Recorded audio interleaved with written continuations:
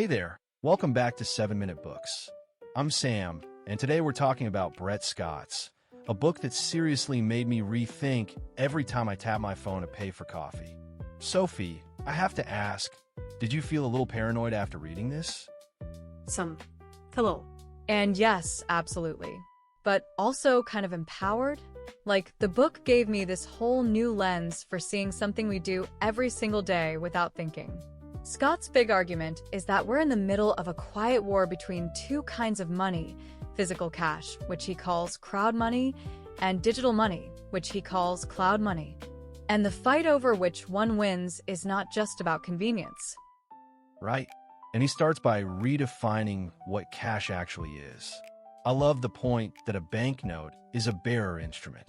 If I hand you a $10 bill, that's it. The transaction is final. No bank, no server, no approval needed. It's peer-to-peer, anonymous, and it doesn't require anyone's permission. Exactly. And that's what makes it radical. Cash is a public utility. It's been around for centuries, and it works for everyone, even people without a bank account or a smartphone. But cloud money, your Venmo balance, your credit card, your Apple Pay, that's different. It's entries on a centralized ledger owned by a corporation. Every transaction is recorded, reversible, and subject to fees and approval. Scott calls it permissioned money. Yeah, and that's where the Cloudmoney Cartel comes in. It's not a conspiracy, it's just a bunch of powerful players with aligned interests: Visa, Mastercard, Apple, Google, big banks, and government agencies. They all benefit from eliminating cash, because cash is the one form of money that exists outside their control. And the narrative they push is so effective. Cash is dirty, cash is for criminals, cash is inefficient. But Scott dismantles that really well. He points out that most cash is used for everyday legal transactions, and that the real money laundering happens through the formal financial system, shell companies, offshore accounts. The war on cash is really a war on the poor, the unbanked, and anyone who values privacy. The part that got me was the psychological angle. Cash is weight. When you hand over 20, you feel the loss. But tapping your phone, it's almost gamified. You get rewards points, cash back. It's designed to make you spend more without thinking. Right, and that abstraction is dangerous. Scott uses the cloud metaphor really well. It's not just a tech term, it's this vague, ethereal space where money just floats around. But behind that cloud are corporate databases that track every single purchase you make. Your coffee, your political donations, your therapy payments, all of it becomes a data point used to profile you. And that's the surveillance part. Cash is the only form of money that allows for a truly private transaction.